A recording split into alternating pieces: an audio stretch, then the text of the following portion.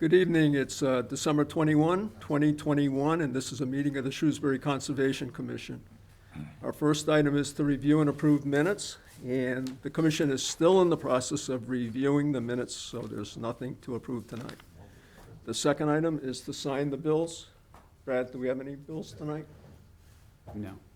Okay, there are no bills to sign tonight. The third item is our meetings and hearings, and our first one is a continued public hearing. It's regarding the notice of intent filed by Toffee and Vanessa Thomas for the clearing of brush and removal of trees along with regrading at 17 Kelemet Farm Circle. Do we have the applicant? Hello. How you doing? I'm great. How are you? Good.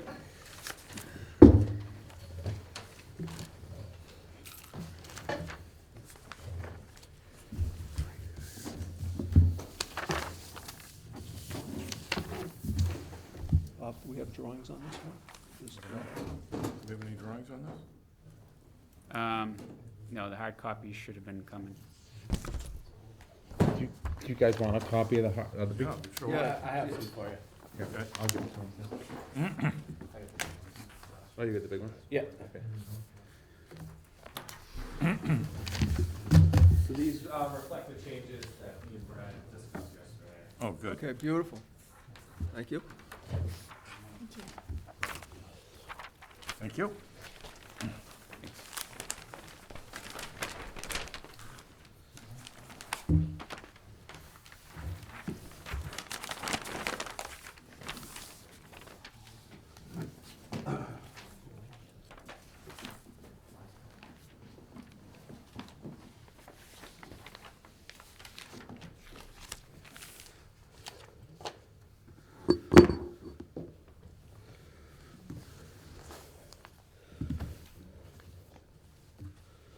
Okay, so good evening, everyone. For the record, my name is Zach Couture with the HS&T Group. I'm here tonight representing Vanessa and Toffee Thomas for our Kelemet farm. This project was last in front of you, I believe, back in July, under the direction of Leslie Wilson. I have since taken over the project and will be seeing it through. From my understanding, at the last meeting, there were a few items missing from the plan set, which, triggered the continuations. Once I took over, I met with Brad Stone and the Thomases out onto the site just to kind of see where the project was at, kind of how we could help move it forward. When we went to the site, we did discover that there were several wetland flags missing, falling down. Just given the length of time that has passed since they were originally flagged. We did have those reflagged and located, and they are reflected on the plan set, which is in front of you folks tonight. Also, after meeting with the Thomases and Brad, we felt a good idea to incorporate all of the work and the ideas the Thomases had that they wanted to do with the property, make this more of a comprehensive permit.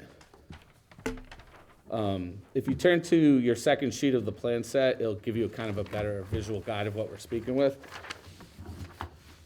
I believe originally this was only a one-sheet plan, and it was really focused just on the tree clearing, which is still proposed.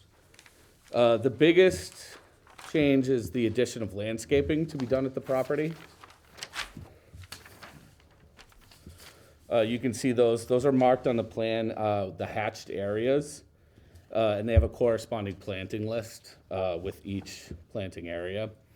Those have been set back 10 feet from the wetland boundary, just to provide a buffer in a naturally vegetated area. The plantings were chosen under the guidance of Mary Ann. She's from Three Oaks Environmental. She's the wetland scientist for the project. She was also the one who flagged the wetlands. Another change, if you look to the northeast portion of the house, we're now proposing a footbridge. If you look to the left-hand side of your plan set, you can kind of see a visual representation of what the Thomases are proposing, as well as if you look below, there's a detail that will give you the dimensions, and then also at the bottom, there's some stream crossing standards, which are just some calculations to make sure those dimensions work. Also, Beyond the footbridge, the proposed area, it's the northeastern portion of the lot that is still proposed to be cleared. And it is also proposed that it be loamed and seeded. That will take place after the landscaping areas. So essentially, the landscaping areas will create a buffer between the property lines, the wetland boundaries. In the center, they're proposing a loamed and seeded area, which will eventually be grassed area, which they could utilize. Also, another change, we provided some sequencing of when this will be done. We're proposing that the tree clearing to be done over the winter time, essentially when the ground's frozen. It'll be easier to cross the wetlands with the small equipment. And then in the springtime, they're proposing to go ahead with the landscaping and also the loaming and seeding of the area. Another note is that the actual area of clearing has shrunk just a little bit. If you take a look by wetland flag 25 and 26, I should have jumped back. If you look at your first page, you can get a better visual of this. If you look at 25 and 26, we are preserving a few mature trees within that area, and also another two by wetland flag 27 and 28. That was kind of agreed upon in the field, just so that there's a couple mature trees left that will provide shading over the wetland and stream area. The erosion controls for the site will be a silt fence with straw wattles, which will be installed before any work is to take place. And they'll follow the wetland boundary on each side of the stream. And then it'll deviate a little bit as you get towards flags 25, 26. And then also on the other side towards 18, it'll kind of come up more towards that property line. And in that area, there is some proposed brush clearing, and there's some invasive vines and things that they'd like to remove. With all that being said, I think you can see there's been some substantial changes since you last seen the plan. We feel it's a more comprehensive plan. It's a little bit more direct what they want to do and how they want to proceed with the property. And with that, I'd be happy to answer any questions, concerns you folks might have. Martha? So, yes, this is quite comprehensive. The wetlands area where you're taking out the 80 trees, Mhm. so that was going to be loamed and seeded, turned into lawn? Yeah, so if you look at your second sheet, actually,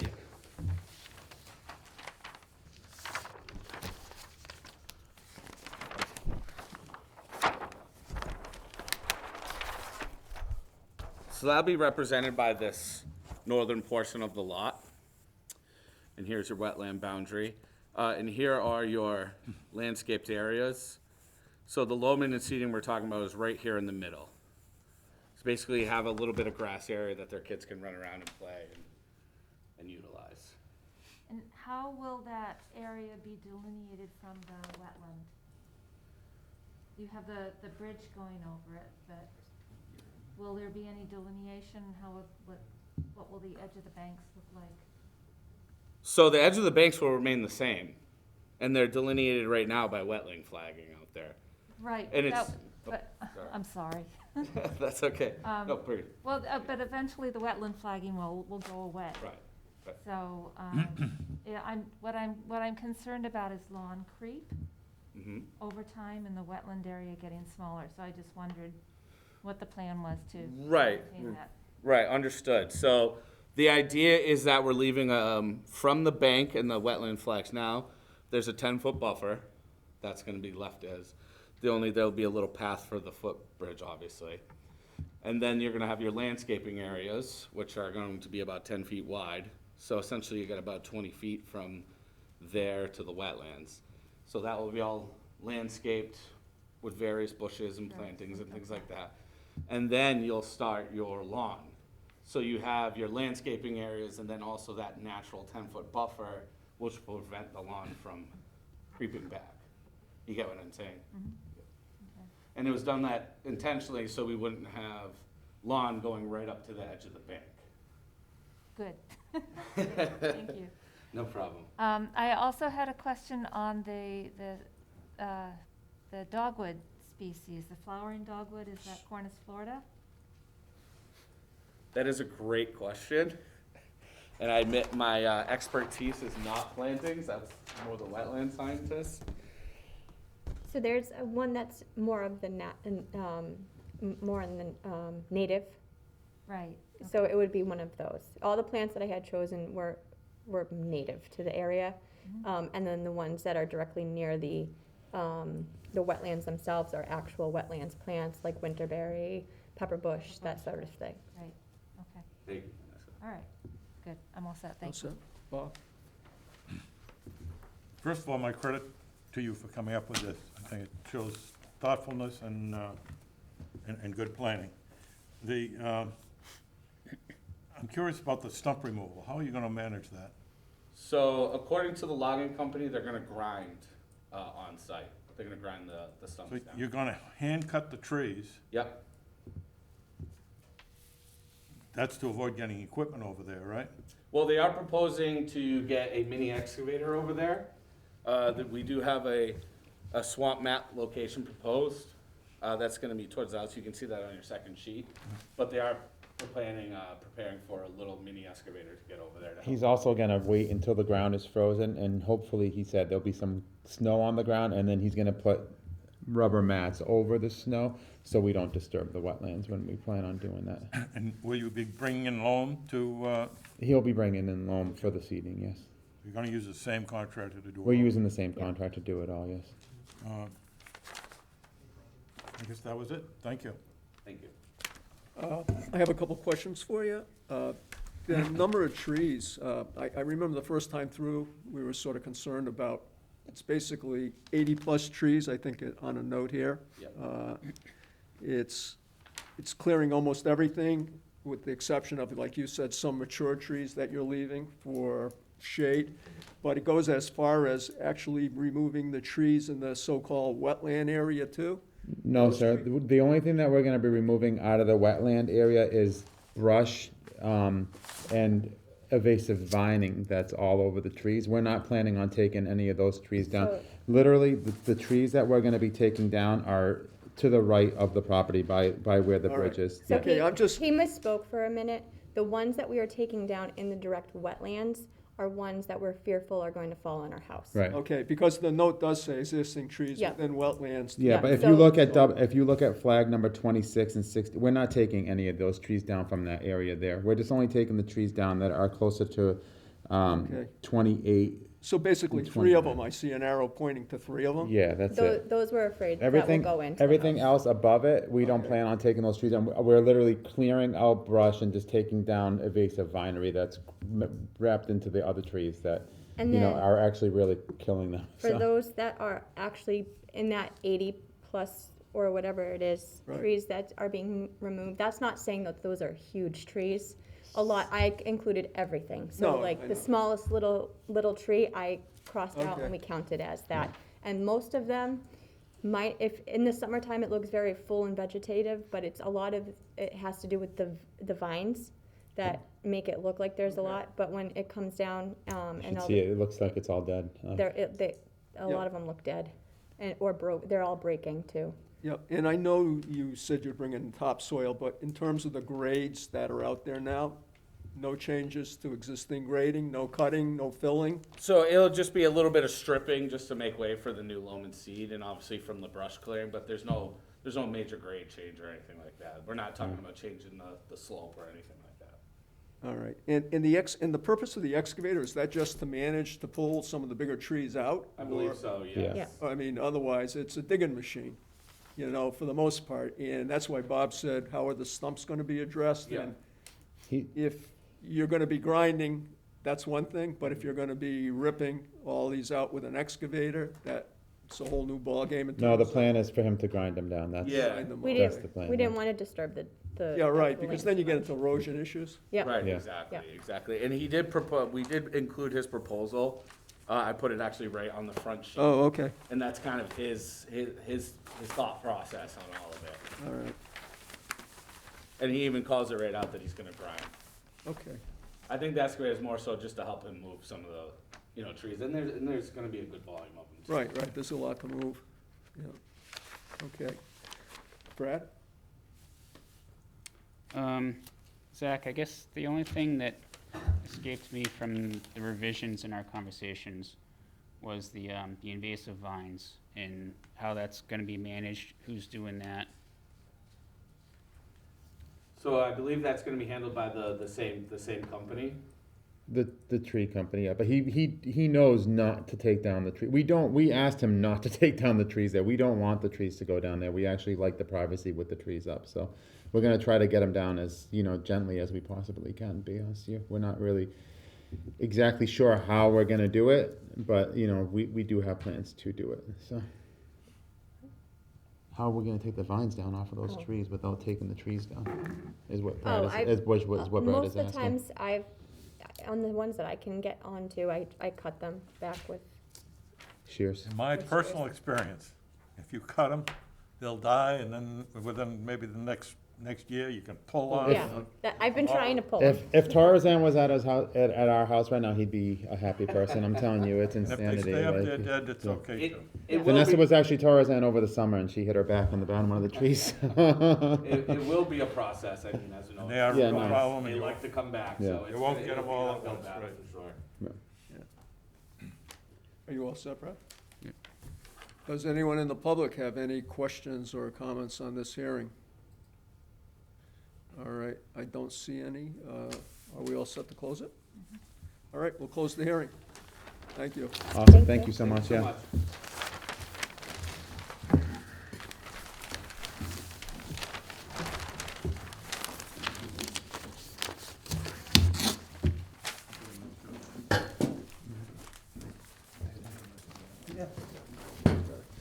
Thank you.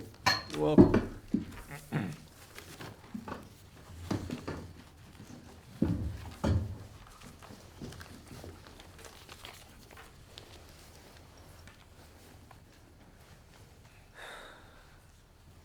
All right, the next item on our agenda was a continued public hearing regarding the notice of intent filed by Capital Group Properties for the construction of a single-family house and associated site work at 824 Main Street, Lot 1A.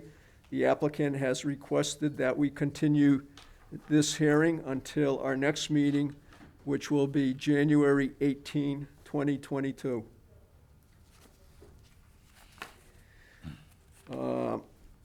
Our next hearing is a continued public hearing. It's regarding the notice of intent filed by Courtney and Derek Quartler for the site grading at 12 Kimball Drive. We're going to be requesting continuation on that.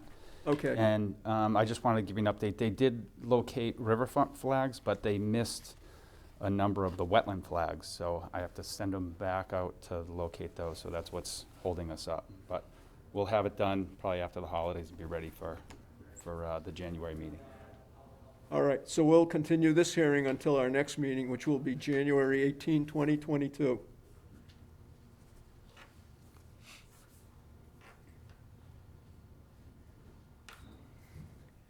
Our next hearing was a continued public hearing regarding the notice of intent filed by G. Blaze Construction for the reconstruction of a failed retaining wall at 210 South Quinsigamon Avenue. The applicants requested that we continue this hearing until our next meeting, which is January 18, 2022.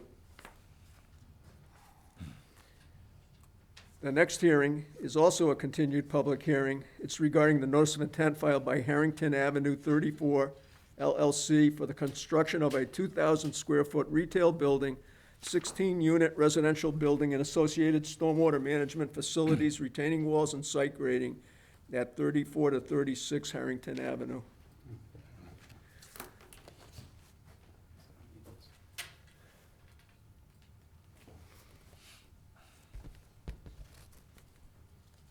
Thank you, Any Mr. plans, Chairman. Brad? John, do you have hard copies of your revisions? Yeah, I dropped those off, a few weeks ago. I'm sorry? It was dropped off, I think, a couple weeks ago. No, I had you change, one thing. Oh, I emailed them over to you, but then I didn't know how many hard copies you wanted. And I don't know that I heard back. All it was just a label on, All that's changed from those is the erosion control, I believe.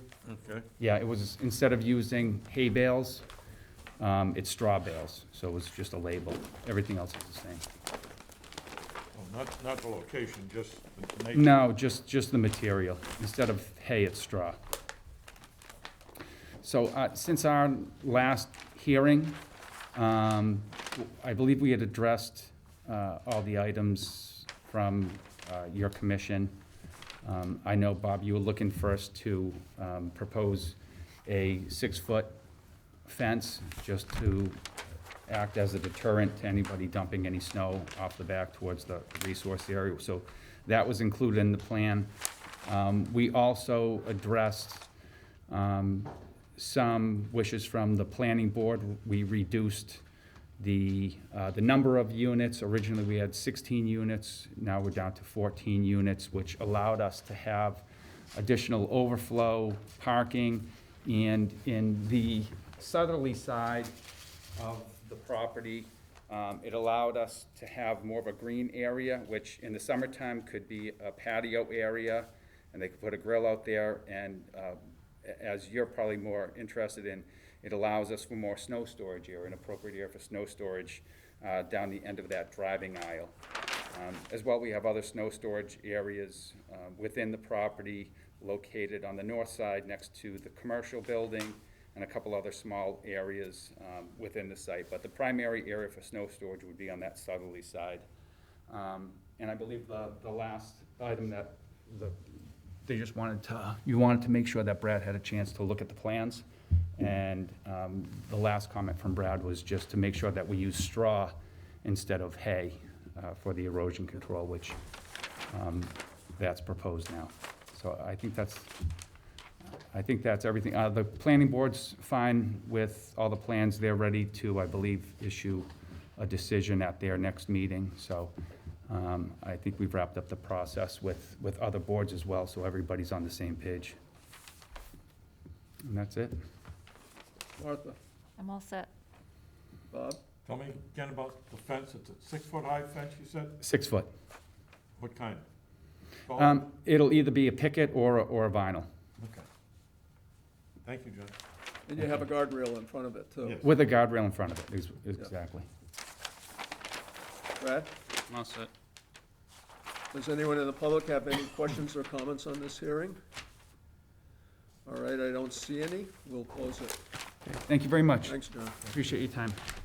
Have a good holiday if I don't. Yep, you too. No.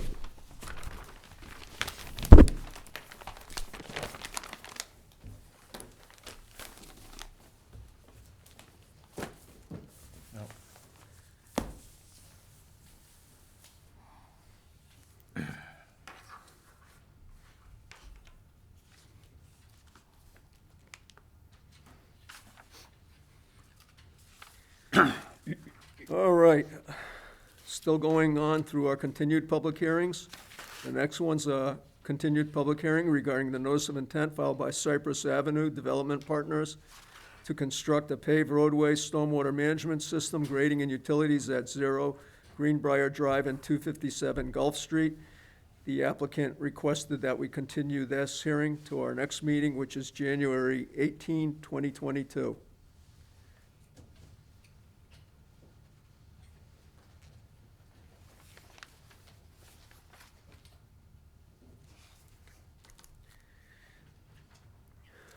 Okay, we have another continued public hearing. It's regarding the notice of intent filed by Colleen Doran to remove and replace an existing retaining wall, remove a deck, and construct a brick patio at 18 Norcross Point.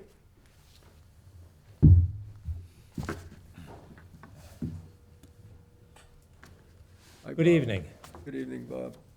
Bob Murphy, representing Colleen Duran at 18 Norcross Point to replace an existing failing retaining wall on the shores of Lake Quinsigamond.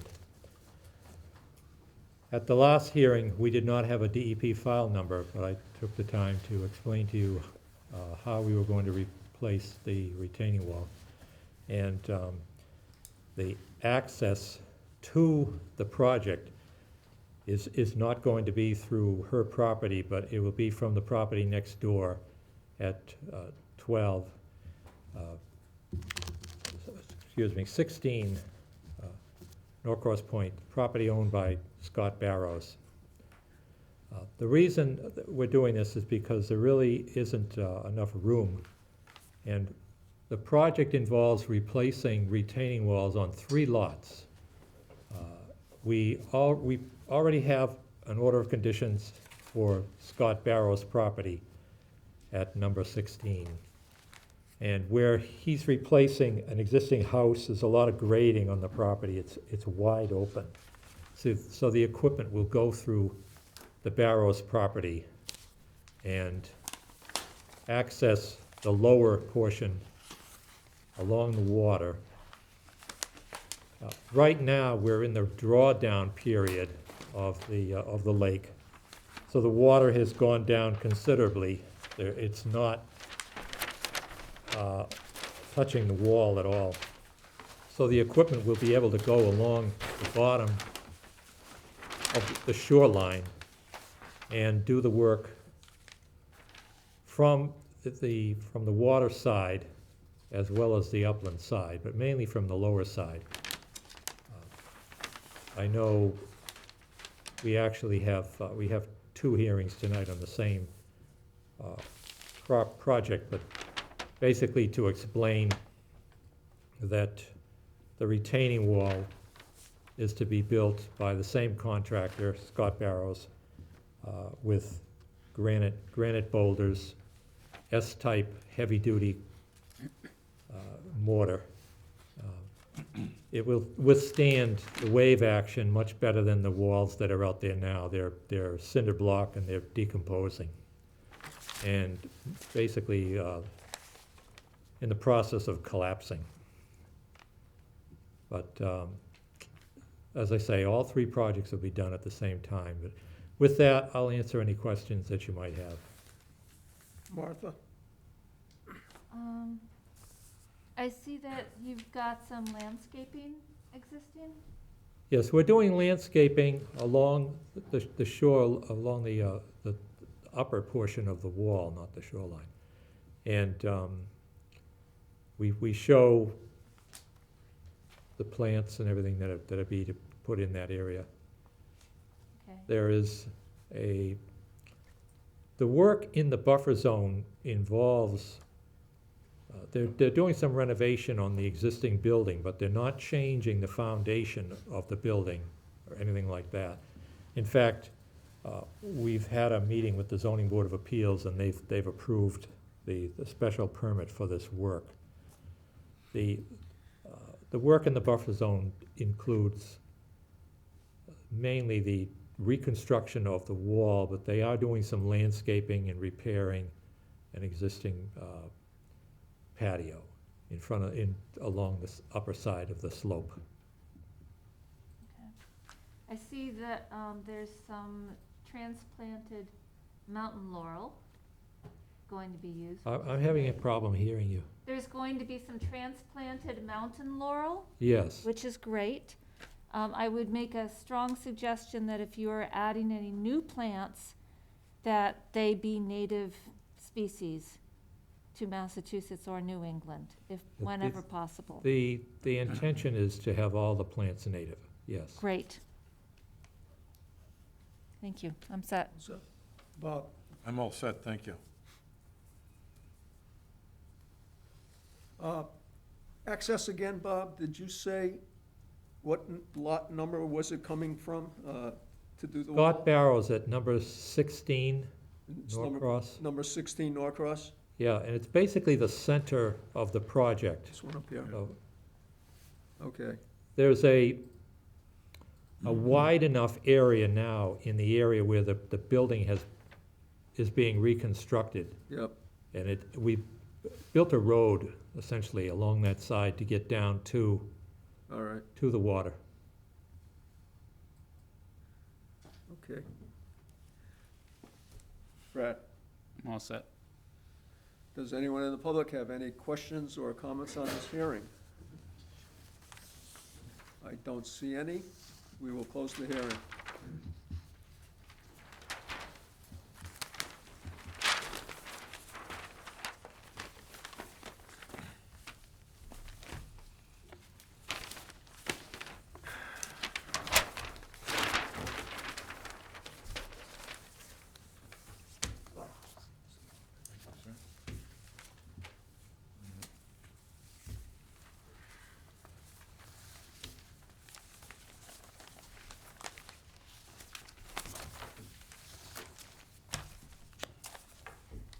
I'm gonna hang on to those for a minute.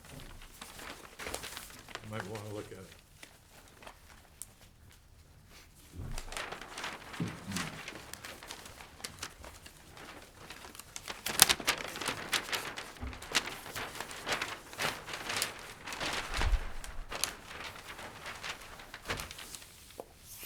All right, for the last of our continued public hearings, we have another one, and it's regarding the notice of intent filed by Paul Ruddick to remove and replace an existing retaining wall at 14 Norcross Point. Again, it's Bob Murphy representing Paul Ruddick for the replacement of a continuation of the retaining wall that we discussed prior order, request for the order. And I should also note, all three of these projects required approval through the Heritage Program. And I believe you have on file the, essentially the letter explaining that there was no take of endangered species and would not have an impact, a negative impact upon the species identified in the Natural Heritage Program. The project, Paul Ruddick, does not really involve any landscaping or any work to a building. It is specifically to replace the existing failed retaining wall with a similar wall that is going to be built along number 18, 16, and this is number 14. So it's a continuation, which really works out well because all three of the walls will be interconnected, and they will be built at the same height, same material. And again, the work is to be done during the drawdown period. It's really weather related. If we continue to have some decent weather, we'll do the project this time of year, next couple of weeks. And if the weather deteriorates, we will wait till the early next year. But again, the project, the nature of the project requires that it be done during the drawdown period. Again, we also received a DEP file number for this project, so with that, I'll answer any questions you may have. I'm all set. Bob, I'm good too. Brad, All set. does anyone in the public have any questions or comments on this hearing? Okay, I don't see any, and we will close the hearing. Thank you for your time. Thanks, Bob. Happy holidays to you. Happy holidays.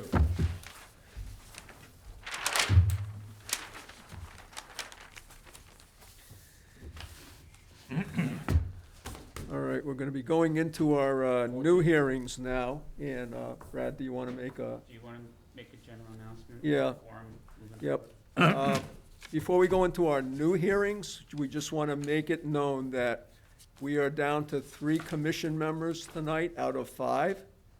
So any action we take would require a unanimous decision of all 3 of us. So it is your decision whether you would want to proceed tonight, knowing that, or wait until our next meeting when we might have a more full quorum.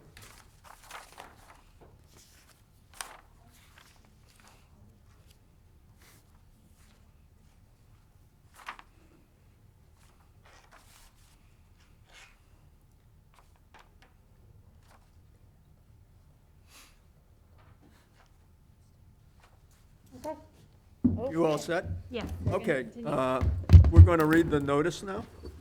Notice is hereby given in accordance with the provisions of General Laws, Chapter 131, Section 40, that Wind Development, 1 Washington Mall, Suite 500, Boston, Massachusetts, 02108, has filed a request for an amended order of conditions for the construction of a 40B housing development project at 526 Hartford Turnpike.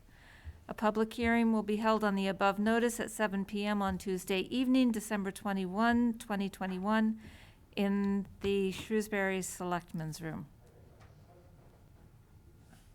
Okay. That's good. Why don't you introduce yourselves? We were just making sure, I think if you pull it over, see how on the screen over there? Yeah, there we go. All right, good evening. Thank you guys for being here tonight and taking the time to meet with us.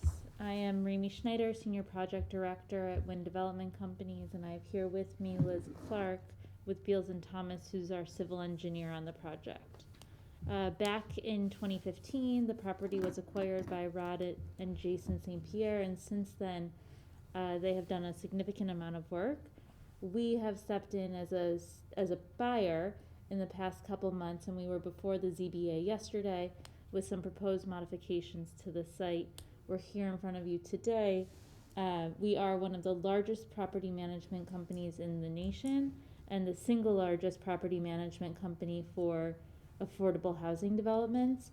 We're also long-term holders in that everything that we do, we're not just in it for the quick flip, we're in it for the long-term hold. So we really think about sustainability measures as we're going through our development process and how the buildings are going to operate and really function so that our residential team and property management teams can live with a building that operates and isn't just pretty on the outside. So thinking about all of that, we've engaged Beals and Thomas to revisit the civil site and the design of the site.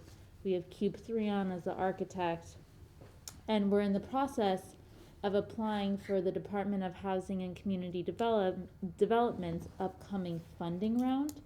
This year, for those of you that don't know, was a highly competitive year. The pre-application, they saw over 100 applications, only 60 of which have been invited back for the full application. Luckily, we're invited back. We're very excited about it. And the full application is due in January 13th.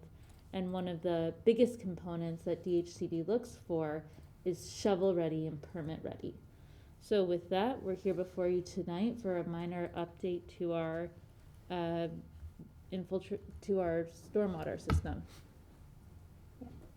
Hi, I'm Liz Clark from Beals and Thomas. I'm the civil engineer on the project, and I'm going to walk you through what we're seeking in this amendment, a brief history of the project, and go through our modifications as well as some items we found during our due diligence. So on the screen right now, I have a rendering of the proposed site. The filing is for work is related to work within the 100-foot buffer zone. That's this line that I'm highlighting right here.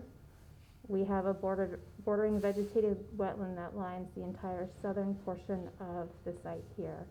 There is a culvert that does put water onto our site that travels down in this direction and then discharges through some head walls here to Stony Brook Pond. The project was previously approved in November of 2016. It was then again extended in the fall of 2019, and construction commenced this spring. To date, our erosion controls have been installed, our limit of work has been delineated, site clearing has been completed, we have stockpiles on site, and some rough grading has commenced. Can you speak up just a little bit? I'm having, with the masks, it's hard. I know. Do I have a mic? Is it okay if I pull this closer? Yeah, that would help, probably. Yeah, I know, and I have the computer right there. So the project is a 40B affordable housing development. It's 93 units. We're proposing 161 parking spaces for that. And the previously approved design, we had 2 detention systems in these locations, as well as a subsurface infiltration system and another one in this location. This slide shows an overlay of the previously approved project in the red in the hatched areas, the previously approved in gray, and then the newly proposed in the red in the hatched areas. To accommodate some changes that Wynn has made to reprogram the buildings a bit, there has been a shift in the building footprint, minorly. This is building 1, and then in building 2, we've also shifted it here. We have put an eye towards efficiency in our parking. We have been able to increase our parking areas with a very minor increase in impervious area. We've added 4 spaces up in this area to facilitate short-term drop-off, as well as inquiries to the leasing office. And then we've been able to gain a space just through moving our trash inside and eliminating the dumpster, and then eliminating a redundant drive aisle and gaining spaces here. This has enabled us to add 4 electric vehicle parking spaces in this area. Can you just highlight the wetland delineation on that? Yep, so the wetland here is in green. So all you were talking about is quite far from, Yep, and this is the buffer zone right here, yes. okay. So we've been able to make all these changes without moving the limit of work, and we have not increased impervious area within the buffer zone. All right. So, as part of our design effort, we have done some additional subsurface testing. And when we were out there this fall, we did find ledge as shallow as 3 feet in this area of the originally proposed subsurface system. I'm gonna zoom in. So this is a blow up of what that subsurface system would look like. Existing grade is about at elevation 512. We have ledge found down at 509, and finished grade is at 510. So essentially we have our pavement sitting on top of ledge. The original system was proposed down at the bottom of the system at 506.5. That would be in bedrock. In accordance to DEP, I need to be 2 feet from that. I would say we were unlucky in a lucky way, being that this is the smallest system on the site. It does the least mitigation for the remainder of the stormwater BMPs. We didn't touch the detention ponds at all, and there was some reconfiguration of, I can zoom in again, of this system here due to the building configurations. So we aligned it to get out of the new building footprint, as well as went with a more low profile system because there was some decrease in grade in this area. And we have been able to make these changes while still adhering to the DEP Stormwater Handbook. We're matching peak runoff rates, we're meeting our recharge requirements, we have the TSS removal as well.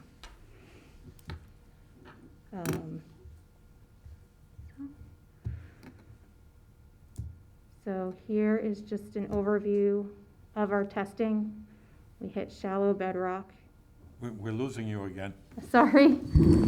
We hit shallow bedrock along these 3 test pits here, and we did have fairly deeper bedrock in this area, and also we have fills going on, so our infiltration system in this area looked good. And just some pictures of the site. So here, this is the test pit where we hit the shallow bedrock where the infiltration system was proposed. There's another one there, and then this is kind of a different angle. If you kind of went down the hill, you can see there's a giant rock sticking out right there. And this is roughly where those 2 test pits are. generally, you can see the site is pretty bony, a lot of rock out there. So it wasn't surprising to find that. And with that, I'll open up to questions. Martha? I don't have any questions, thank you. Thank you. Bob? Well, it would seem to me that the changes that you're proposing are fairly benign, but I am anxious to hear from Brad that in fact they're adequate to meet the demands of the site. Oh, I found it to be an improvement. Huh? I found it to be an improvement. Okay. That's it for me. All right. Did Brad say? I couldn't hear what Brad said. He said it was an improvement. Okay. That's good. So no other comments, Brad? That's it.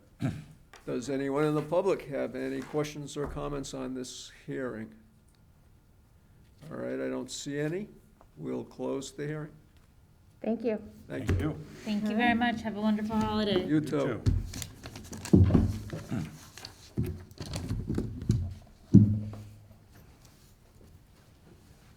Are you set, Mr. Chair? Yep, go ahead. Okay. We have a new public hearing. Notice is hereby given in accordance with the provisions of General Laws, Chapter 131, Section 40, that the town of Shrewsbury, 100 Maple Avenue, Shrewsbury, has filed a notice of intent for the replacement of an existing bridge that was demolished in 2019 at Toblin Hill Drive near 10 and 45 Toblin Hill Drive.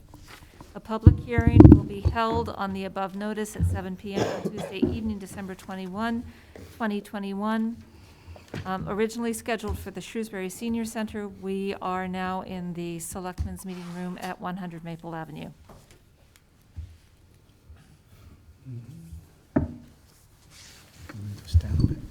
Just to the Good evening, everyone. For the record, Andy Truman with Town of Shrewsbury. I also have with me Dan Nitz and Patrick Zorn from GZA. They are the town's consultant that helped do the design for the bridge as well as assisted us in the NOI filing. So as I'd outlined, this is a replacement of the bridge that was demolished several years ago. The town has obviously been trying over the years to get it replaced, and through ARPA funding this year, we have secured the funding. So the plan is, pending any, unforeseen conditions, and we get a successful order of conditions, we'll put it out for bid in January, with hopes of starting construction this year.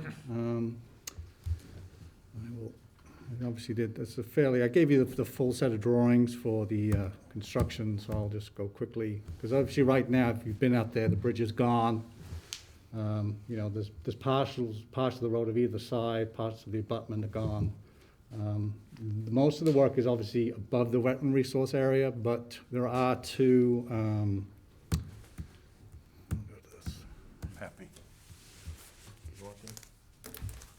in order to build, it's an arch, and I can tell you if there's any technical questions regarding nothing there. Where'd it go?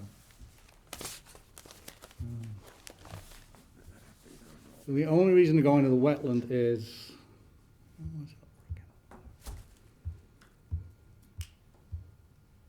doesn't seem to zoom in on me. But there are two soldier walls either side of the existing abutments that we have to put in that this new arch is going to sit on. So there will be some requirements for the contractors to get a machine down in there to build these walls.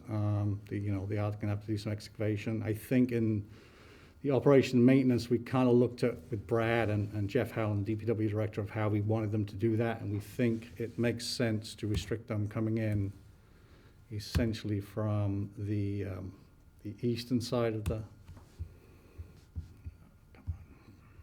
So we're going to bring them in. Basically, they'll come down the side here. They'll build this wall, and then we'll probably put in some kind of swamp mats or something, get across. Build the other wall. I mean, they're not big excavations, so we're hoping maybe a small bobcat or something, a small machine get in there, and then maybe hoist the materials out.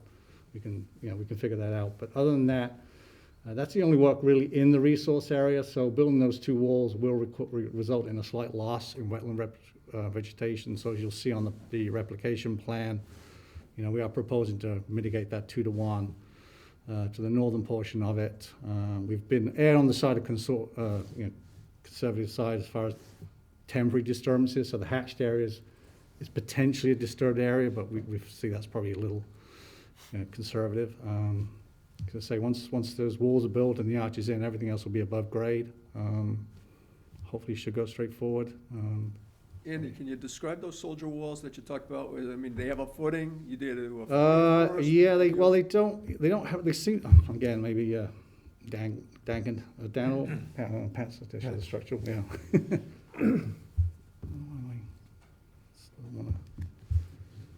I take it this is poured in place, concrete Yep. footings on it? and- Yeah, those will be cast in place concrete, and I believe the existing footing is going to remain. Oh, Yeah, I was The trying old to, bridge? I was trying to zoom in, but I don't know if you can, it's every time I do it, somebody. Yeah, so from the old bridge, most of the abutments are still intact. I Okay. think there's just a portion of one of the abutments that's been removed. So those are remaining, and they're actually pouring that concrete in front of the existing abutments, and that'll be sitting on the existing footing. those existing abutments didn't have anything to do with the failure of the original bridge, did it? No, the failure of the existing bridge was a lateral stability issue. Okay, That had to do with the precast concrete arch. So those were basically arch units that were all positioned next to each other. The issue is with the two fascia arches, and basically there is an issue with the connection, the lateral connection between all of those pieces. Upon our analysis, we deemed that those connections were not adequate for the lateral loads that the bridge was seeing, so we saw, lateral movement. Now we are basically using a steel plate arch that are all connected. So they are individual arch pieces, but they will be connected. So that's sort of the difference between this bridge and the bridge that's been demolished. So I was trying to show you, so they're basically just gonna sit on top of the footing of the old. Now, I'm a little confused. With regards to the old abutments, you're gonna put new abutments on the interior of them, is that correct? You're not gonna utilize the old abutments? No, I was trying to zoom in, so these are obviously the existing abutments. Yeah, And then as you can see, there's kind of a soldier abutment that's gonna be All right. right next to it. Right. so structurally, you won't be using the old abutments. No, You'll be. No, it'll be on the footing only. right, Yeah. on the footing, Okay. right. And then, the rest of the wall will be the same as before, so. So hopefully, it's just say it should be pretty straightforward. We'll reconnect the water, the sewer. I mean, there's no new drainage out there, so from a stormwater perspective, we're considering it a redevelopment, but, we're excited to finally get it done, so if there's any questions, we. Martha? Andy, I was looking at the plantings that you were going to put in, and you had a couple of different, you had a juncus, and I forget what the other one was. One was a rush, and I. Probably woolgrass. I think I had plugs, 2-inch plugs. Yeah. Is 100 plugs gonna be sufficient for that area? Yeah, I mean, because we've got some shrubs in there, and I think the area is just gonna naturalize on its own. Yeah, So- were you planning to install some more shrubs, or were you counting on the shrubs that were existing? No, we're expecting that the shrubs that are there to basically repopulate there. I just want to get, because the impact is to a herbaceous wetland, I'm giving back a herbaceous wetland. I believe over time, it will evolve to a shrub, and then trees will eventually start growing in that corner. But I want to replace what's being altered. Okay, thank you. Thank you. All set? Bob?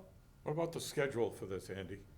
Let's say we're gonna put it on the street next month, give them a month or so to bid on it. We're hoping, we're hoping to get some good bids in. I mean, it's a tough market out right down there. I mean, luckily, there's nothing, I don't think anything lead time wise, it should be an issue. I mean, the arches should be, I'm assuming, pretty available in this, so other than that, it's pretty straightforward. And, we'll award it this year, and we'll hopefully get it done this year. Andy, the approach channel to this bridge, was there any issues at all with scour from the way is it a straight approach, the stream, or is there a bend? It seems to deviate a lot. I know when we were doing the demolition originally, it was kind of towards the western side, and we've seen it, Brad probably can speak to more than I, but I don't think there's been any But that's scarring. not, it was never an issue with the old bridge, any scoured from, No, I don't think it's that kind of, those kind of velocities, so. okay. Brad? You brought up a similar point to what I was gonna ask a question on. So Andy, if you remember during the, construction that was there, well, the demolition construction, the heavy equipment that was down there was kind of unexpected, the way they went about and did it, and that's why we ran into that reconfigured stream channel situation. What's the procedure down there to protect that channel so that we don't have to exhaust ourselves trying to rebuild that again? Are you pretty confident that that's not gonna be disturbed while they're down there on either side, or? I think, yeah, I mean, I think first of all, I mean, given the excavations are not extensive, I would, we can probably restrict them to a small machine getting in there. And then, we can put some mud mats or some swamp mats so they can, obviously, because it's really only, I mean, in our opinion, there's only this way in. So they're gonna have to get in here and then obviously somehow get across. So we're gonna have to just mitigate that crossing there. But I think if we put some mats down. And then once they're done, we can certainly go in there and restore it. All set? Do we have anyone in the public who would like to speak? Can you give your name and address, please? Oh, sure. Sure. Good evening. I'm Marty Shad. I live at 28 Toland Hill Drive, and I appreciate the effort to put in a new bridge. It's welcome for the neighborhood. And my question is about the steel arch that's going to be underneath and kind of the improvement over the old system.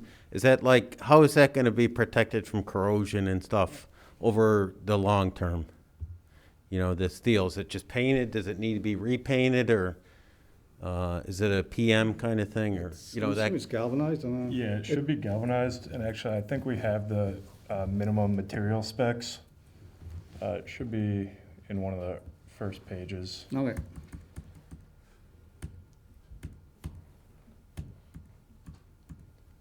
Can't remember how detailed we got with it, but Yeah, I mean, because I don't think I put a lot of the bridge details in the package. Yeah, and But yeah, but it's gonna be, yeah, sorry. I mean, I have them on the file, I can pull them up, but. It's going to be something like galvanized or Yeah, it'll something, certainly be so it'll have protected, yeah. some kind of a coating on it because it's going to be under there, and I was just wondering, yeah. Yeah, well, it's just, I mean, if it's steel, it can corrode, obviously, right? If it's, Yeah, and obviously we will. obviously, if it's stainless, it's not going to corrode, but if it's Yes, carbon. no, it won't be stainless, it will be galvanized, and obviously. Yeah. It will become part of our, having spent all this money on it, we will certainly make sure we keep an eye on it. Oh, yeah. Annual Yeah, and I appreciate you guys understand what happened to the first time. Yeah. And I figured you had it covered. I just thought I'd ask. Thank you. Do we have any further questions or comments on this hearing? All right, I don't see any. We'll close the hearing. All right, thank you. Thank you. Merry Christmas. Indeed, happy holidays.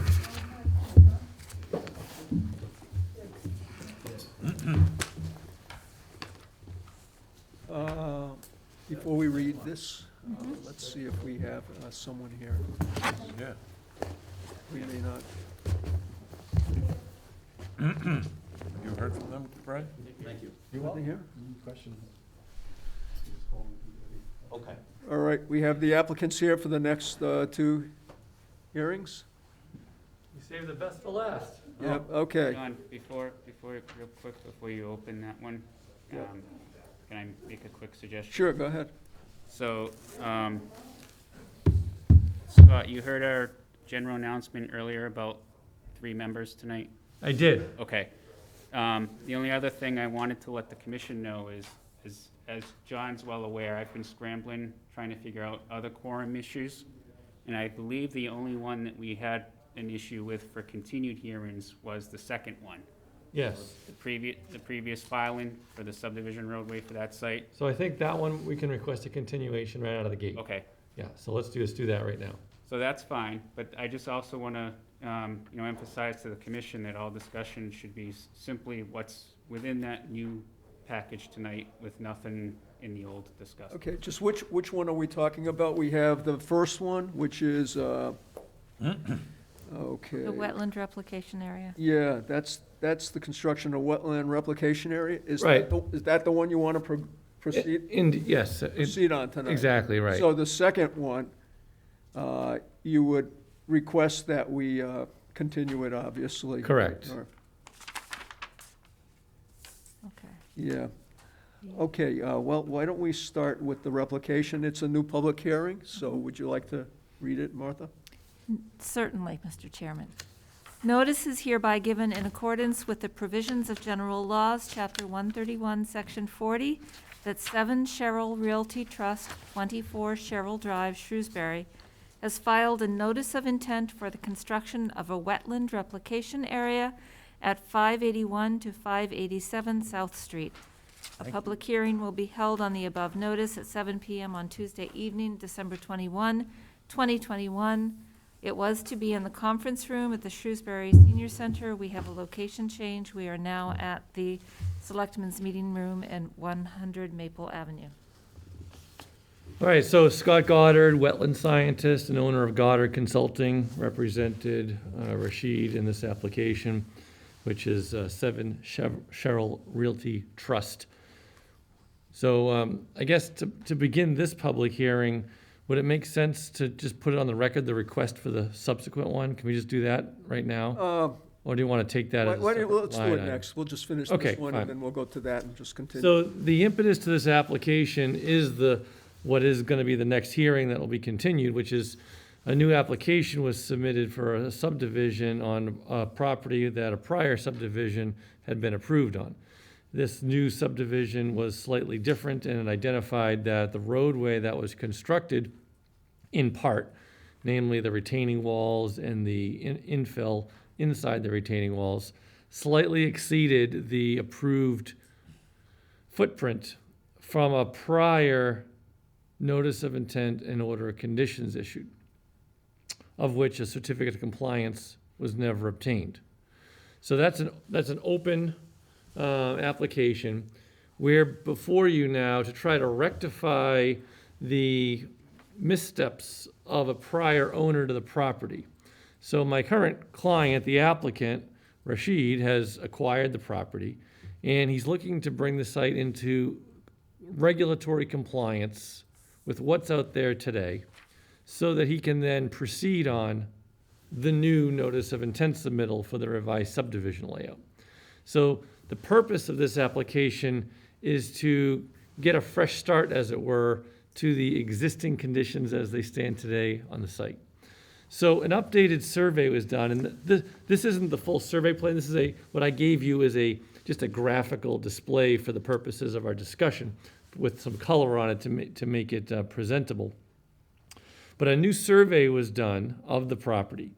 That survey revealed the 2 retaining walls, the block concrete retaining walls on either side of the crossing, are just by a couple of feet. It's not much at all. There was a pre-existing crossing prior to this old notice of intent submittal anyways. This is not a new crossing. So it was an improved crossing of an old farmer's cart path of sorts that was there. When this was built by the prior owner, it was built slightly larger. We estimate the area of encroachment to the wetlands beyond what the order of conditions allowed for was about a little over 700 square feet, 700 and change. Okay, that's what's shaded on your plan in brown. All right, so it's basically the footprint of the retaining wall itself, plus maybe a little bit of soil at the base of it. And I've confirmed this field condition. Ecotech, Art Allen, also looked at this independently of myself. He confirmed this field condition. That's, in fact, those brown areas are a direct reflection of his updated wetland delineation, of which I agree with. I think Brad has been to the site as well, and he can speak to whether or not he affirms those findings as well. So it's my conclusion that we have a little over 700 square feet of new BVW alteration that this permit seeks after the fact approval for the alteration of. So where possible for a crossing of this nature, it's appropriate to replicate those wetlands. There's a very logical place to propose wetland replication on this site. The area shaded on your plan in the green, darker green color is the location of what appears to be an old stone crossing of some sorts, or at least a partial crossing, or a stone dump, or a combination of the two. But there's an area there where a stone and partial roadbed exists intruding into the wetlands. It obstructs the natural course of water in there. It intrudes into the BVW, and it's very clearly placed there. This is not recent placement. This is decades old kind of placement. So this is a historic fill of a wetland, an area that a replication is easy to construct and have successful. It requires little more than a proper erosion control, excavation of the filled material. The natural soil is likely to be under the supervision of myself or a wetland scientist. We can confirm the presence of natural wetland substrate, and then appropriate revegetation. That would allow this area to better function as it probably did prior to that incursion to the wetlands. It's at about a 1.5 to 1 ratio of the area that was already altered. The area that's altered is already stable. There's no current erosion or intrusion. Further work is not taking place out there. So what you see is what you get. That is, in fact, the extent of the wetlands that would ever need to be altered to do this crossing or a future improved crossing that we expect to discuss at a later date with that other submittal. So there was a request, from my understanding, at a prior meeting that Rashid was at, that the commission would like to see, let's call it the sins of the past rectified. This application is my attempt to do that with you, to present you something that brings the site into compliance with the regulatory standards for BVW alteration. It's a logical way to do it. It foresees the upcoming application and coincides very well with that. And it's an easy area that I think we can easily accomplish the objectives here. Administratively, this could have been done through an enforcement order unilaterally or a collateral voluntary enforcement order. That's sometimes an easy way to do this. This is also a fine way to do it through an order of conditions through the notice of intent process. And I believe that was the preferred pathway of the commission. And I don't want to speak for you, but that was my understanding, and that's why we're here. So I hope to be able to deal with this. Then we can, in the future, deal with part 2, which would be the revised subdivision cul-de-sac. That's all. That's it. That's it for now. Martha, do you have any comments? I want to thank you for doing a very nice job of the overview and of explaining the rationale for the area of proposed replication. I have a question that just stems from my own curiosity. You said it looked like it perhaps was a stone dump or the beginnings of a crossing, perhaps from an old cart path. Do you have a sense of the approximate size of the stones that were there, that are there? So those stones that are there are substantial. On the two edges, they're probably about 2 feet, maybe some even slightly larger in diameter. And then the infill is smaller rocks, maybe 6 to 9 inch kind of style of rocks. So looked like there was heavier boulders lying to the edges. That's why it has those abrupt left and right sides to it, about the size for a vehicle.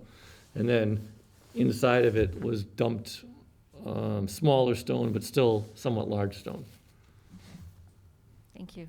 And it's growing over with poison ivy and bittersweet vines, the kind of things you would expect to see on top of a rock pile that's been there for several decades. Okay. That's it. Bob? Hi.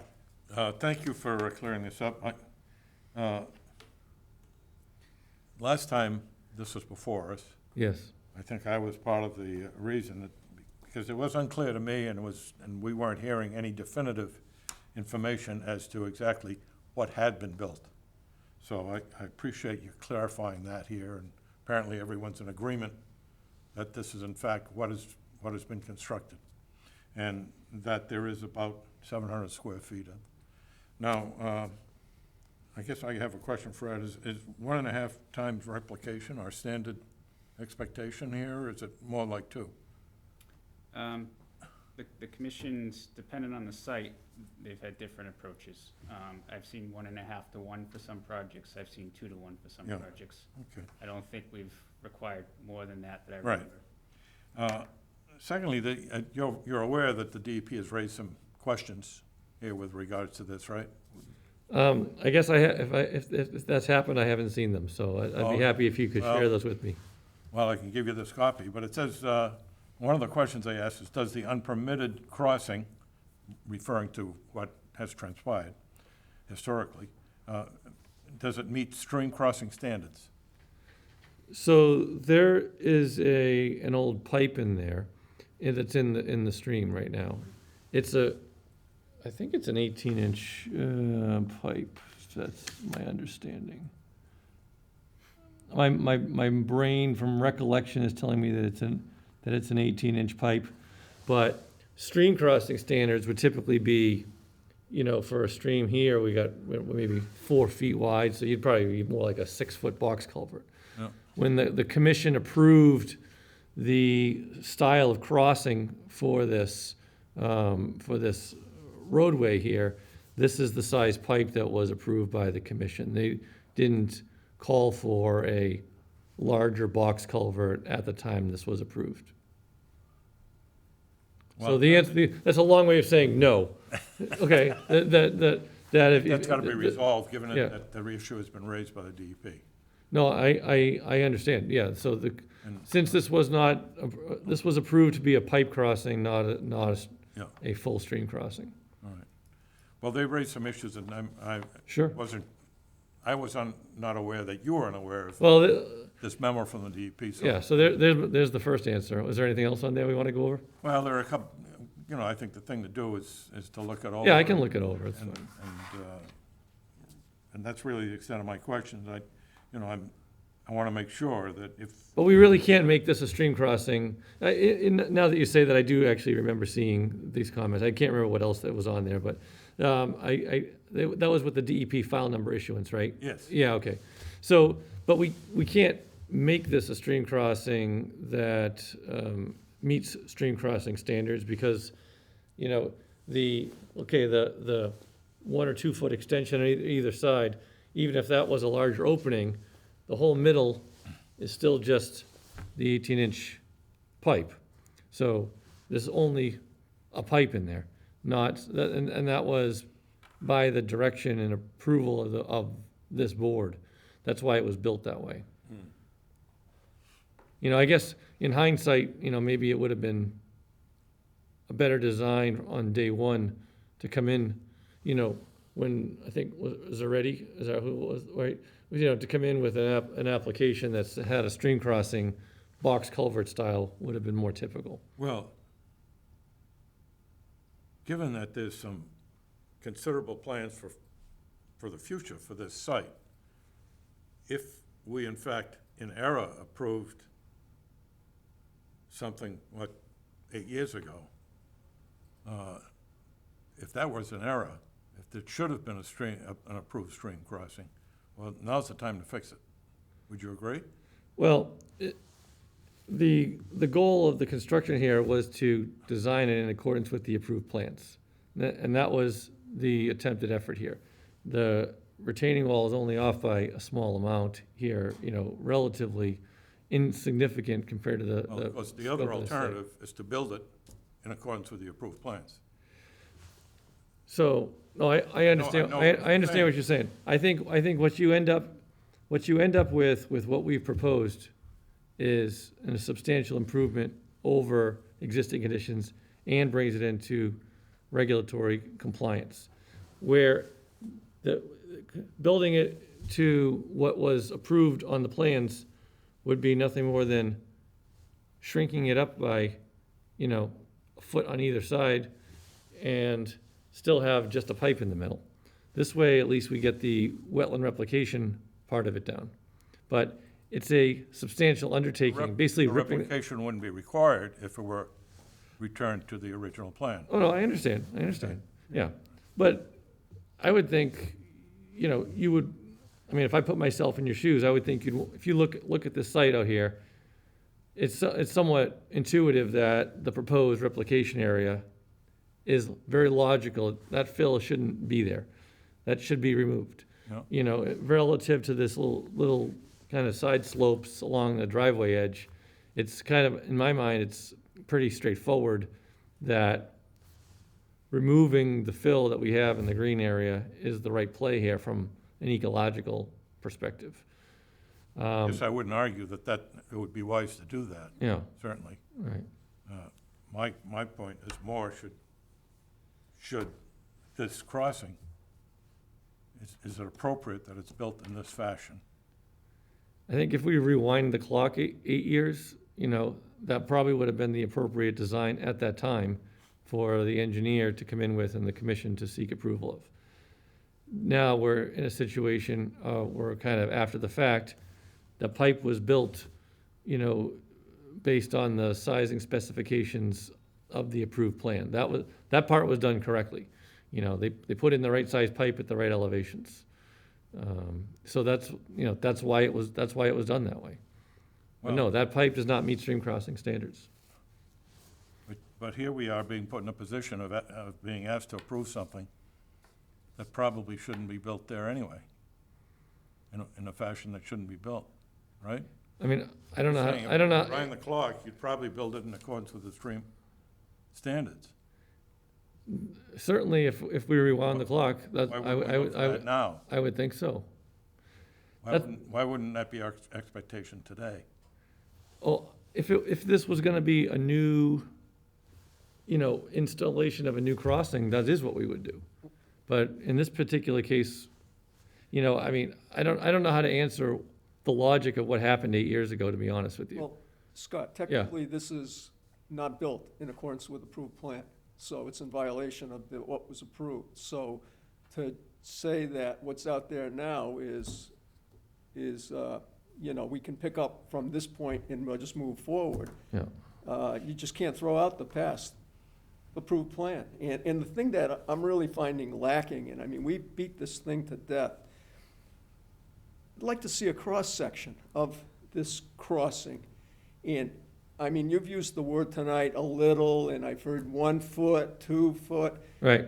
I want to see a cross-section of what the existing crossing was, with the dimensions, with footage on it. And then I want to see a cross-section with what's there today.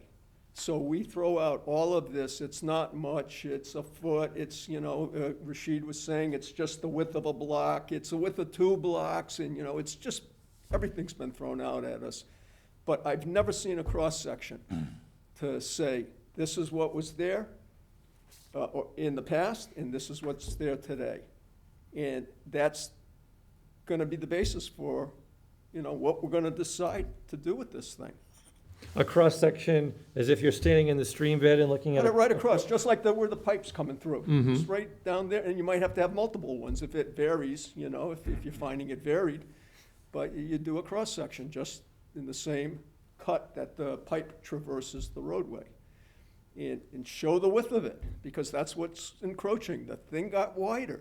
And the thing that bothers me is the fact that it's now wider than what was originally approved.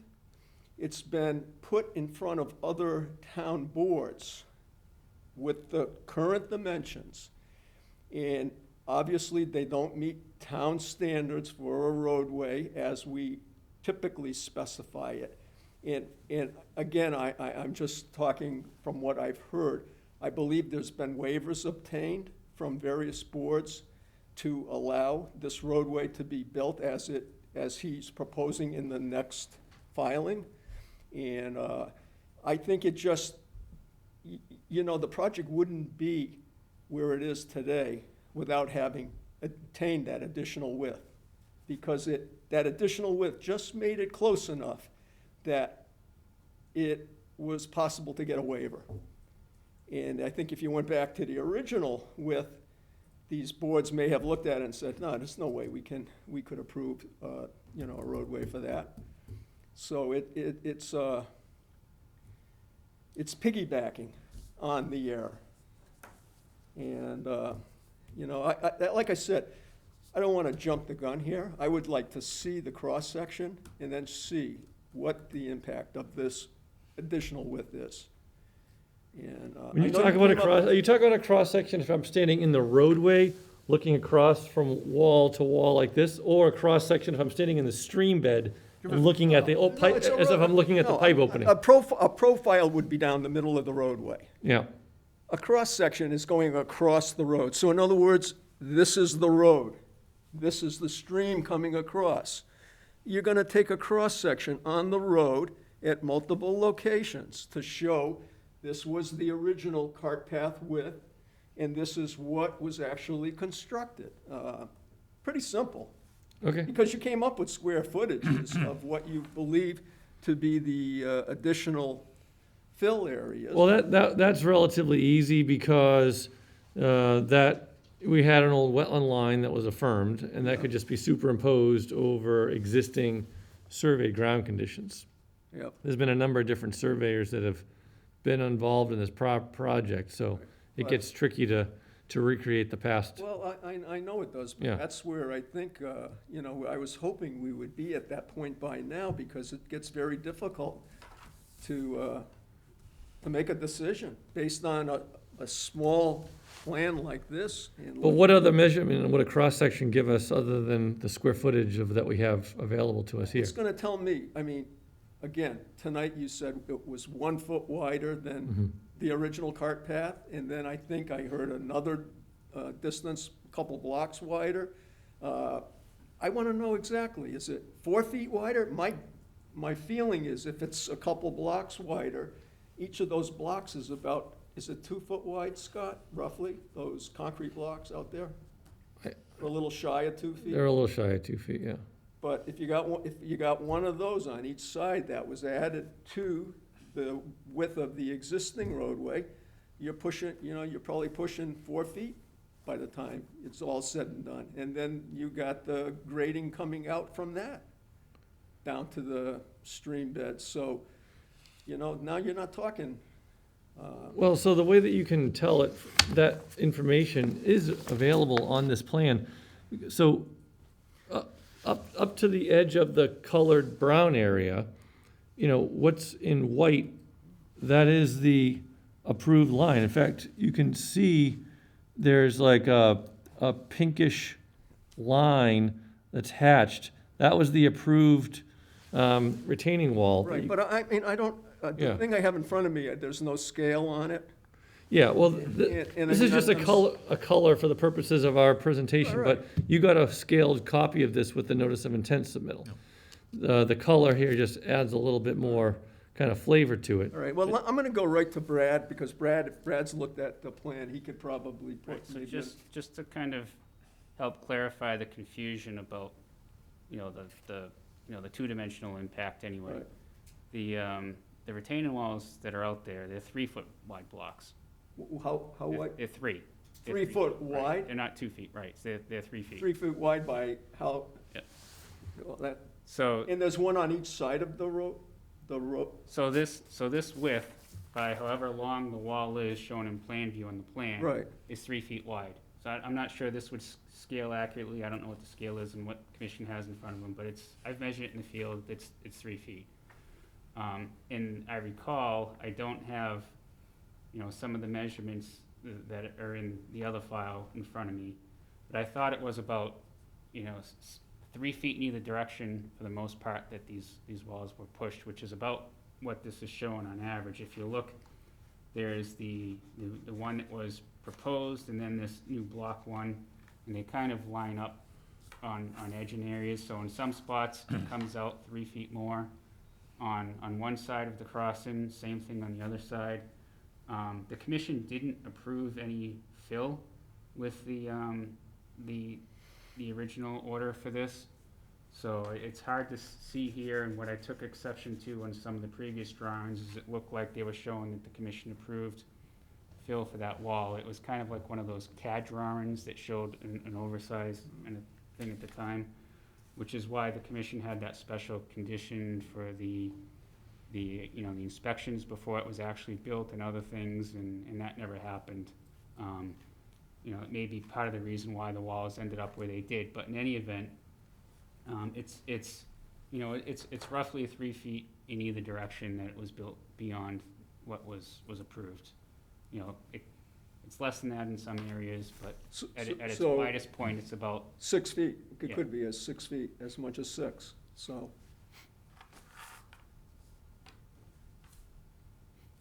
Let me summarize my thoughts.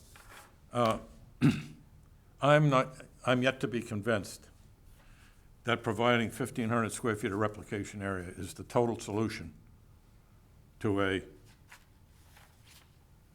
construction that was done in violation.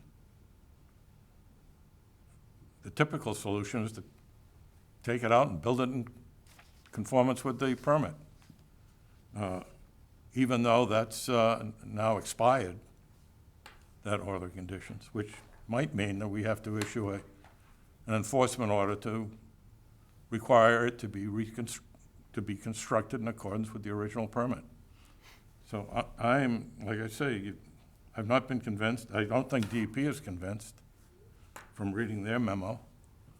So I think those things have to be resolved between you, Scott, and Brad, and figure out where we're gonna go from here.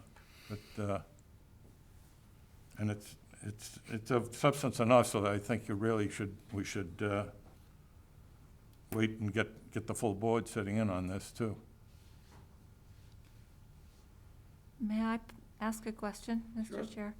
In terms of how the wetland and the stream crossing function, given that we know a lot more about increased precipitation, heavy events, et cetera, now, and DEP suggesting a box culvert versus an 18-inch pipe or whatever it is, in your opinion, is the 18-inch pipe sufficient to hold up to the extreme weather events that we're going to be continuing to get? So pipes work, I mean, they're sort of tried and tested, they work fine. They just don't meet stream crossing standards, which is more intended for full width wildlife passage and things like that, right? So, you know, pipes do their purpose of conveying water, but that's not the only purpose of the stream crossing standards. So the answer is kind of yes and no. It's a mixed answer. Okay, thank you.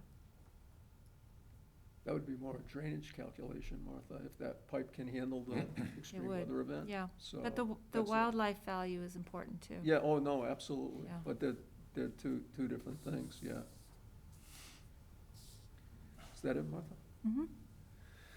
Brad, do you have anything else? I'm all set for now. All right, I see one person out there, but no comments on this hearing? No. And I think you gotta go back, take a look at the DEP letter, Scott, number 1, just see where they're coming from. Okay. And, Yeah, we'll request a continuation to the next meeting for this. All right.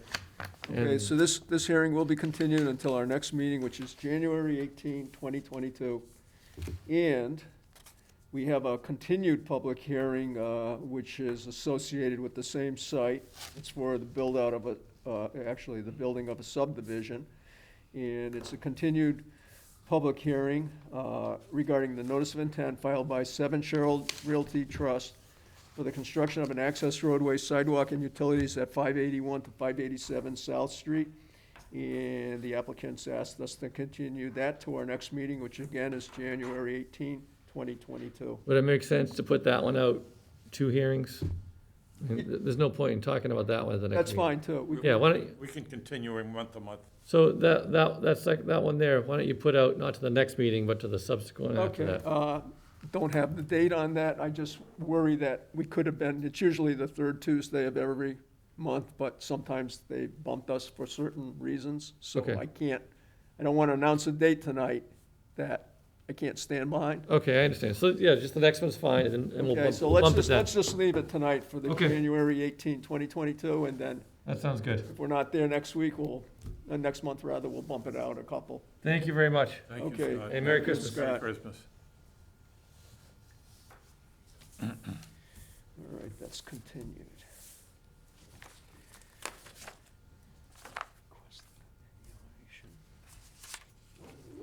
And we have, there's a application we received, however, there is no file number, and the abutters have not been notified, so this is going to be postponed, and the hearing that's being postponed to our next meeting, which is January 18, 2022, is a new public hearing. It's regarding the notice of intent filed by Paul and Kristen Valutis for the construction of a two-car garage addition at 116 Boylston Circle. And we have one more new one. Martha? Okay. Notice is hereby given in accordance with the provisions of General Laws, Chapter 131, Section 40, that Modish Nest LLC, 38 Appaloosa Drive, Shrewsbury, has filed a notice of intent to develop a new single-family house with a subsurface drainage system, paved driveway, and landscaping at 75 High Street. A public hearing will be held on the above notice at 7 p.m. on Tuesday evening, December 21, 2021. In the conference room, Shrewsbury Senior Center, we have had a location change to the Selectmen's Meeting Room at 100 Maple Avenue. Are you here for that one? Yeah, I'm on a butter to 75. Oh, you're in the butter? Yeah, Oh, We don't have the, I'm just. is anyone here from 75 High Street? we just, Continuance request. One just now? on seven, They have requested a continuance on that hearing. okay, Brad, it was a new hearing. We read the notice. Should we just continue it at this point? Or should we postpone, can we postpone it? We haven't had, Postpone that. Nothing's been presented. nothing's been No. presented. Okay. All right, for the hearing that Martha just read, which is at 75 High Street, the applicant is not here tonight. No information has been presented. So we are going to postpone that hearing until our next meeting, which is January 18, 2022.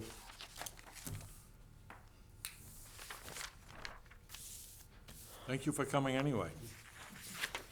Did you sit through the whole meeting tonight? Excuse me? Did you sit through this whole meeting for this? No, I didn't know how the timing goes, and it's the first Yeah. time. Yeah. Yeah, But so, it was very educational. yeah. All right, thank you. All right, ready, Mr. Chairman? All right, let me just, one second, let me just see if I got that. Okay, go ahead, Bob. New business. Mr. Chairman, I would move that we issue an order of conditions to Toffee and Vanessa Thomas for clearing of brush and removal of trees, along with regrading at 17 Kelemet Farms Circle. No further conditions, Bob, on that? I thought it was a pretty Okay, good do plan. we have a second? Second. All in favor? Aye. Mr. Chairman, I move that we issue an order of conditions for the notice of intent filed on behalf of Harrington Avenue 34 LLC for the construction of a 2,000 square foot retail building, 16-unit residential building, and associated stormwater management facilities at 34 to 36 Harrington Ave. Do we have a second? Second. All in favor? Aye. Aye. Mr. Chairman, I move that we issue an order of conditions to Colleen Doran to remove and replace an existing retaining wall, remove a deck, and construct a brick patio at 18 Norcross Point. Do we have a second? Are we having discussion after? Okay, you want to, go Oh, you ahead. got a second and You got a first? second? Yeah. Okay, second. Okay, go ahead, Martha, discussion. I would like to include in the order of conditions that we recommend the landscaping be done with native plants. So moved? Seconded? All in favor? Aye. Aye. And go ahead, Bob, on the next one, 14. And I've further moved that we issue an order of conditions for the new construction of a 40B housing, for a amended order of conditions for the construction of a 40B housing development project at 526 Hartford Turnpike. Second. All in favor? Aye. Aye. You Did skipped oh, one. You skipped one on 14 Norcross? Yes, I did skip one.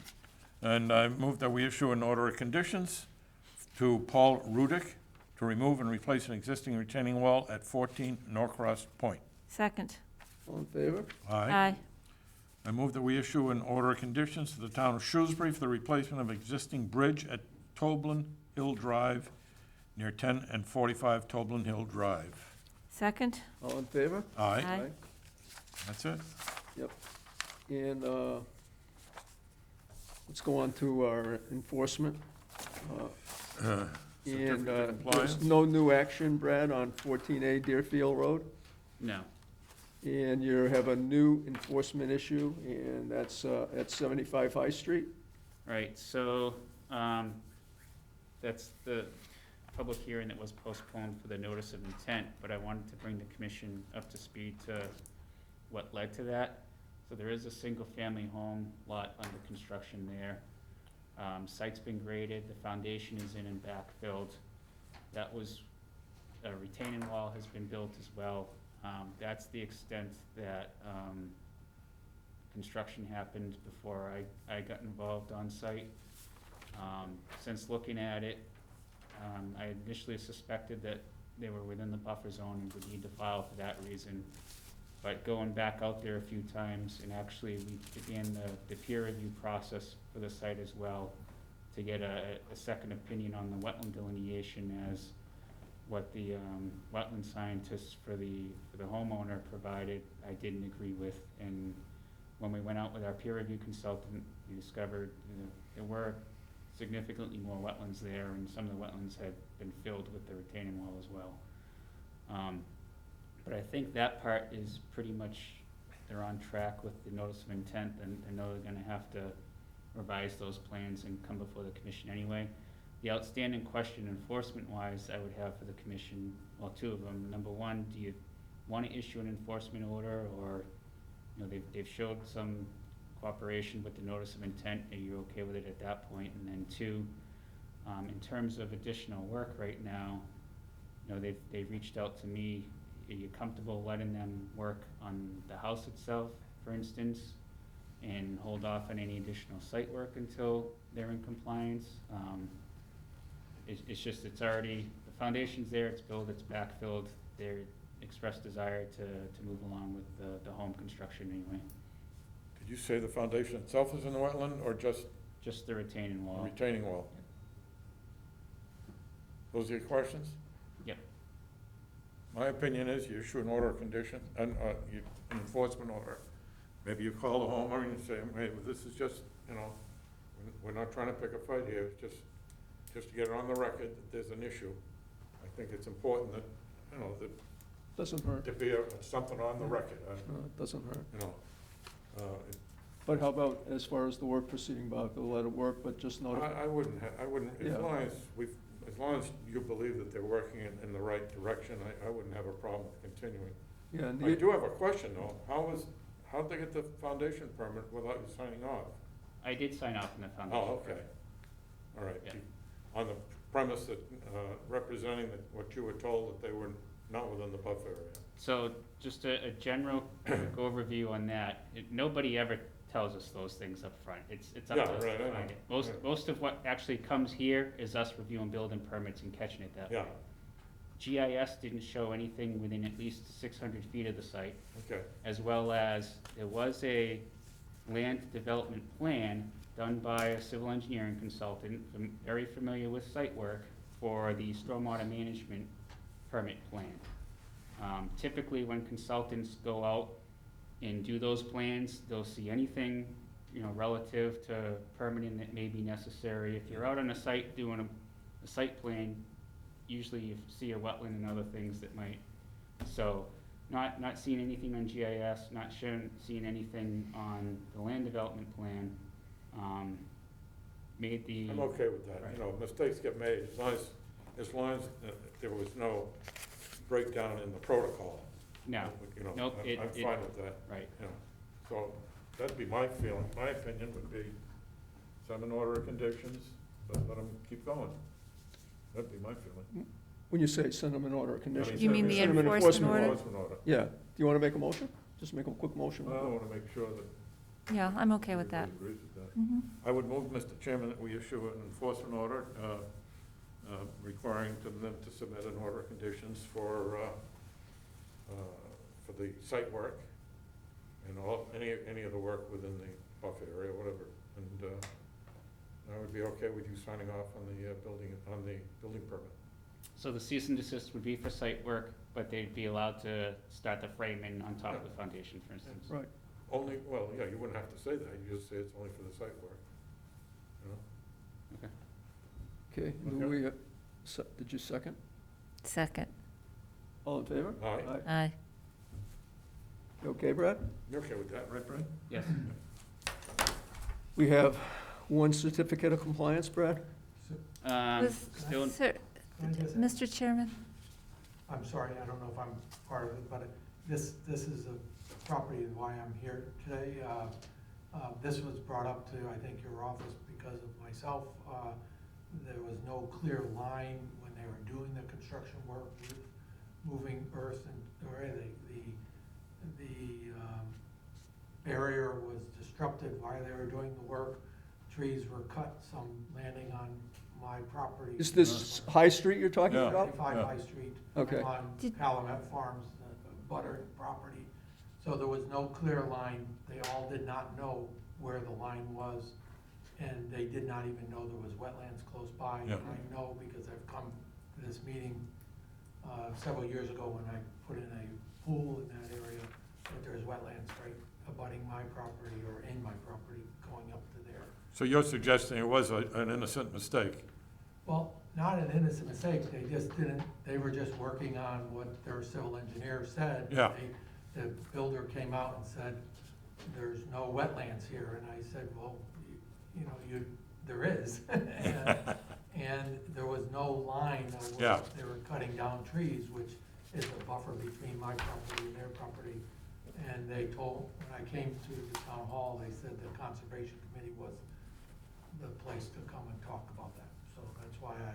So you notified us, Yeah. rather, of this. Well, I notified up, I never got anything back, but I believe that that's how this all Came about. But I'm not, Well, it sounds like that we're on the right track here. Would you agree? I agree, I just want it to be done appropriately. Yeah. Yep, Well, thank you for that. thanks. Thanks for all your work you guys do. Thank you. Merry Christmas.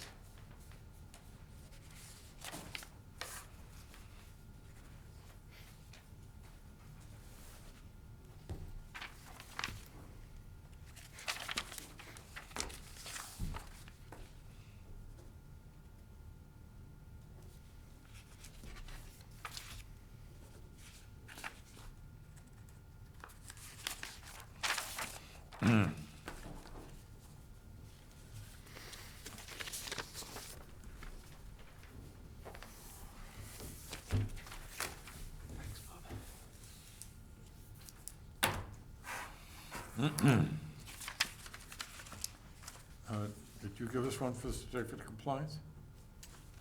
there is, I would recommend the commission not issue that. Okay, That's then we that's won't gonna sign carry it. over. Okay.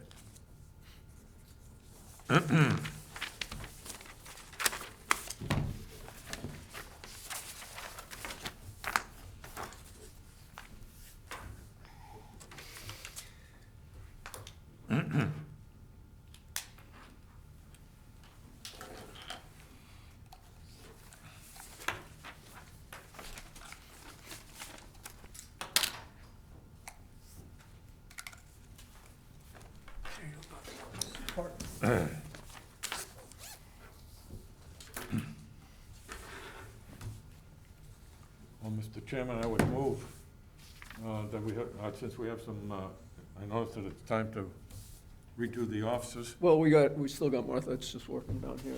Yeah, just a second more. Give me time to finish, please. Oh, man. It's not even 9, Bob. Doing good.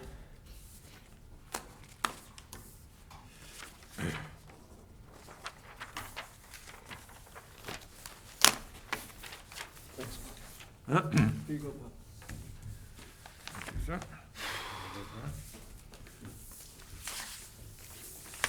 Okay, we're gonna move on to our next item. It's commission seat updates and election of officers. And tonight, it's a sad night. We're losing Bob Jakes after 29 years. And Lose him yet. not yet. His term is up June 30th, but we are looking for a replacement. And there's been ads run for replacing Bob. But tonight, we're going to elect new officers. I would move, Mr. Chairman, that, and I would nominate John Ostrowski for chairman, Ken Polito for vice chairman, and Jason Port for secretary. I would second that nomination. All in favor? Aye. Unanimous. It's a done deal. Congratulations, John. Thank you.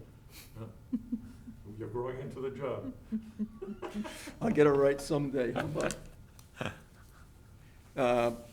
All right.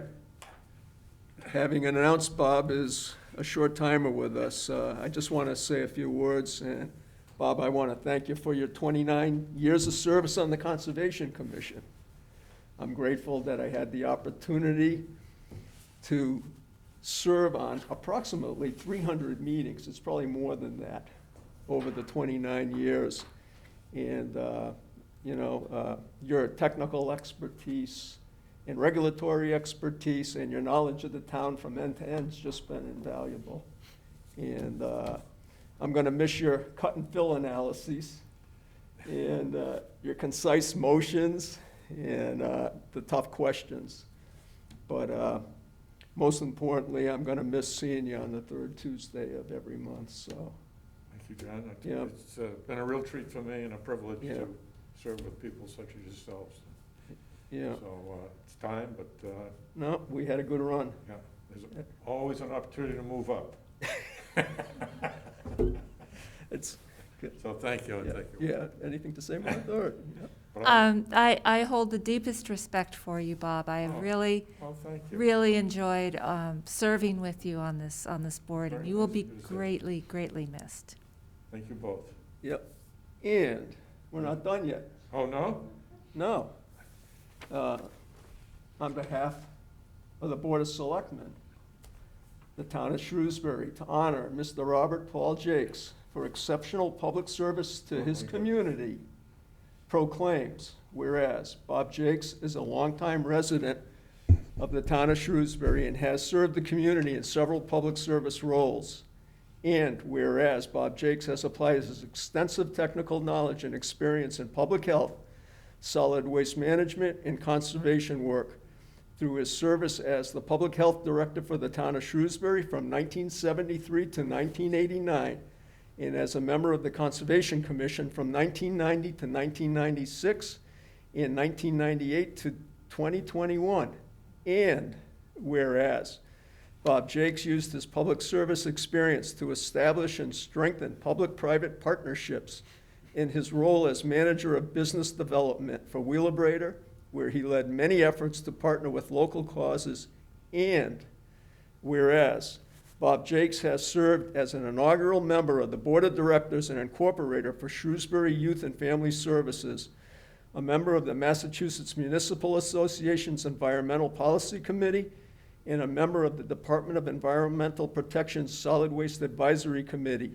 Now therefore be it resolved that we, the Board of Selectmen of the town of Shrewsbury, extend to Bob Jakes the congratulations and gratitude of the board for his many years of dedicated service, and extend to him the appreciation of the town and citizens of Shrewsbury for his service and testimony thereof. We have signed our names officially and caused the seal of the town of Shrewsbury to be affixed this 21st day of December in the year 2021. Signed, John Samia, John LeBeau, Maurice DiPaolo, Beth Casavant, Teresa Flynn, and attested to by Sharon Thomas, Town Clerk. My goodness. So You've Bob, you brought gotta, up memories that I forgot. it's quite a record. I mean, Well- it's unbelievable, you deserve it, so. Well, thank you so much, There Jen. you go, Bob. Thank you, John. And thank you. And that's nice. That's- Well, So, so that's nice. So now, gee, I guess I can't come back in January. yeah. No, it's been good, Bob. Well, thank you. Thank you all. Okay. All right, does anybody else have anything else tonight? Maybe we have a Oh, motion? nice. Yeah, it is. I'd like It's to make very, a- Where did very, they dig up all that stuff? very nice. All right, then I move we adjourn. And I would second. All in favor? All right. Aye.